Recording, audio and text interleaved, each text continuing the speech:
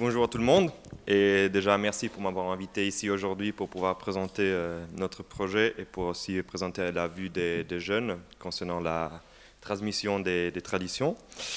Comme j'ai bien été introduit, je suis italien d'origine et suisse du canton de Berne. Mais je suis grandi à Turin et pendant mes études, j'ai eu la possibilité de voyager aussi aux États-Unis et en Australie et depuis 2012 ici en Suisse où je fais le PFL. Alors comme je dis, j'ai grandi à Turin, du coup j'ai eu la possibilité de découvrir les clubs suisses d'Italie et surtout de la jolie ville de Turin. Et c'est exactement dans le Circolo di Torino que j'ai connu des très bons amis. Et c'est des très bons amis à tel point que dans 2 semaines, je vais partir en Bolivie avec certains d'entre eux. Et c'est des relations d'amitié que durent pendant toute la vie. Et tous ensemble, avec mes amis de Turin, on fait partie des jeunes, d'un club de jeunes d'Italie, l'Unione Giovani Svizzeri, dont que certains parmi vous ont déjà entendu parler. Et ensemble, on a fondé le Parlement de jeunes suisses de l'étranger, que vous voyez ici sur l'écran. C'est vrai qu'aujourd'hui, les jeunes, c'est un problème pour tout le monde. Il faut arriver à... C'est vrai, il faut l'admettre. Il faut arriver à communiquer avec les jeunes et il faut utiliser leur langue et surtout les intérêts. Et c'est pour ça que notre association, c'est une association qui est gérée par des jeunes et c'est fait pour des jeunes.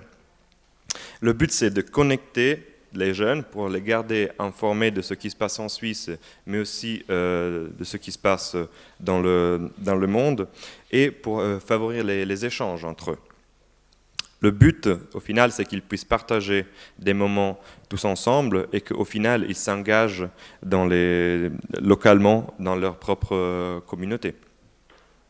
Le groupe que nous, on a fondé il y a une année ici à Genève, pendant le congrès 2015, du coup, c'est aussi sympa d'être de retour dans ce château qui a hébergé le souper de gala.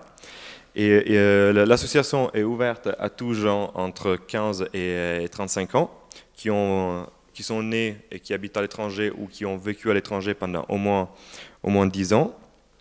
Et nous sommes très actifs, surtout sur les réseaux sociaux, parce qu'aujourd'hui, c'est la langue qu'il faut parler. Du coup, Facebook, Instagram, les réunions du comité se font sur Skype, on s'échange des mails tout le temps. Et voilà. C'est aussi avec plaisir qu'on a été accepté comme dans le Conseil des Suisses de l'étranger. Du coup, moi, je suis un membre, je peux montrer aussi la façon de voir les choses des jeunes. On se trouve aujourd'hui dans un réseau qui est très, très, très global et aussi notre communauté doit représenter ça. On a eu des élections, il y a un comité de 13 personnes qui a été élu, qui représente tous les pays, tous les continents du monde. Malheureusement, on n'a pas trouvé quelqu'un qui représente l'Asie, mais on y travaille. Voilà les têtes des 13 personnes qui font partie de ce comité, qui représentent très bien l'internationalité de notre association. On se trouve aujourd'hui dans un réseau qui est très global. On est toujours partout dans le monde et surtout en vue de la mobilité actuelle, il faut que le réseau soit développé partout dans le monde. Unofficiellement, je peux faire un exemple, si les étudiants partent en Erasmus, c'est surtout au début de l'expérience, ils vont se retrouver avec des gens de leur nationalité parce que c'est plus facile. Et c'est aussi ça qu'on veut essayer d'offrir aux Suisses qui partent à l'étranger, une plateforme des jeunes locales pour aider l'intégration dans les nouveaux pays. Voilà. J'ai terminé cette petite introduction sur le Parlement de Suisse de l'étranger pour venir au thème concret d'aujourd'hui, et c'est les traditions. Je vais faire une petite analyse, parce que tout le monde dit que les jeunes sont rares. Du coup, je peux dire que les jeunes, c'est un peu comme des pépites d'or. C'est que tout le monde les cherche, sont difficiles à trouver, mais il faut savoir où chercher et comment surtout les chercher. J'ai dit tout à l'heure, les jeunes, ils ont une vision différente et il faut aussi les traiter d'une façon différente. C'est le motif pour lequel nous, on a fondé cette association et c'est dans cette direction qu'on travaille. Les jeunes, ils ont un problème de plus. La plupart, ils sont nés à l'étranger. Ils n'ont jamais vécu en Suisse et certains, parmi eux, ils n'ont jamais été en Suisse. Ils ont été absorbés, on peut dire, par la culture du pays qui les héberge. Mais on va voir que de toute façon, il y a façon de refaire sortir les origines suisses et il y a encore des traditions qui sont transmises de génération en génération. Moi, je peux partager l'expérience du club de Turin et c'est ça que je vais faire dans les prochaines minutes parce que c'est ça que je connais, même si aujourd'hui je ne peux pas participer beaucoup parce que j'habite à l'étranger, mais psychologiquement, je suis toujours avec eux. Et on peut voir qu'il y a des traditions qui sont toujours en vie. Voilà, la première, ça peut être la plus importante, c'est celle de Saint Nicolas, surtout pour les enfants, parce que les enfants, ils peuvent grandir avec une adoration un peu spéciale pour Saint Nicolas qui amène des cadeaux, et c'est quelque chose qui reste aussi quand on est plus grand. Sinon, comme les autres ont déjà montré tout à l'heure, on organise des fondus pour bien manger au moins une fois par année. Même si en Italie, il faut admettre qu'il y a des bonnes choses à apprécier.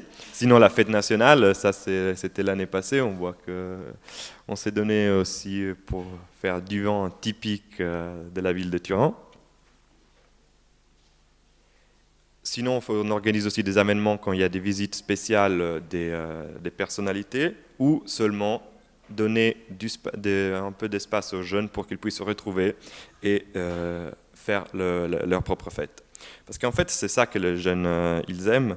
Les jeunes, ils s'intéressent à ce qu'ils aiment. Et encore mieux si c'est avec des gens de leur âge. C'est ça le secret. Et c'est clair que quand ils sont petits, c'est les parents qui les amènent et ils sont, entre guillemets, obligés de participer à ces événements. Mais après, il faut les convaincre à venir quand ils ont le choix. Et pour faire cela, il faut surtout qu'il y ait d'autres jeunes dans les associations avec qui ils peuvent créer cette communauté. Et c'est dans cette direction qu'on travaille avec nos associations. Il faut aussi que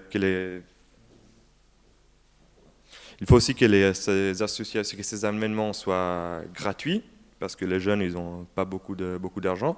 Même si je comprends que la plupart des clubs suisses à l'étranger, ils sont en train de vivre en ce moment des difficiles problèmes financiers.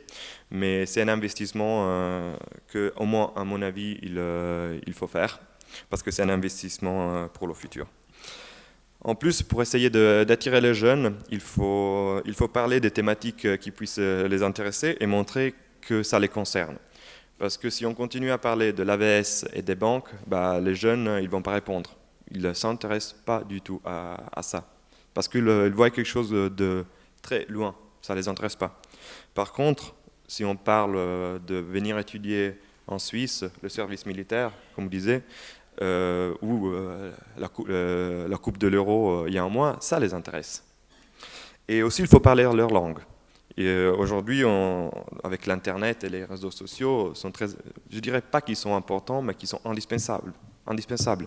C'est comme ça qu'il faut communiquer. Pour vous donner un exemple, dans notre page Facebook de notre organisation, on fait chaque mois, on met des informations concernant les traditions suisses, mais aussi des informations pour garder un peu la connaissance de la culture suisse. Et le but, c'est de sensibiliser des gens à ces sujets, parce que l'intérêt, on doit le cultiver, on ne peut pas l'imposer. Sinon, on risque d'aller dans la direction opposée. Voilà, je pense que j'ai respecté mon délai de temps. Si vous avez des questions, je suis là pour répondre. Sinon, je vous remercie pour l'attention.